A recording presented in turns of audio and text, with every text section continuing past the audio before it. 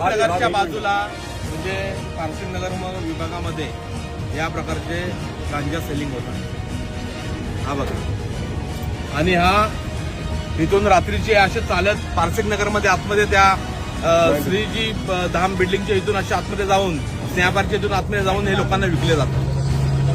हे या सगळ्या झोपड्या इथे जे काय असेल ही दुकानं तरी मी माझी महानगरपालिकेला विनंती आहे की हे सगळं तोडण्यात यावं, कारण की आमची मुलं याच्यात बिघडत आहेत. या पद्धतीचं गांजा पिणं, गांजा विकणं हा गुन्हा असला तरी बिनधास्तपणे रोजगारपणे हे लोक करत आहेत. यांच्याकडनं कोणतरी करून घेतंय. माझी पोलिसांना विनंती आहे की या सगळ्यापर्यंत आता सगळ्यावरती काय दंड आणा.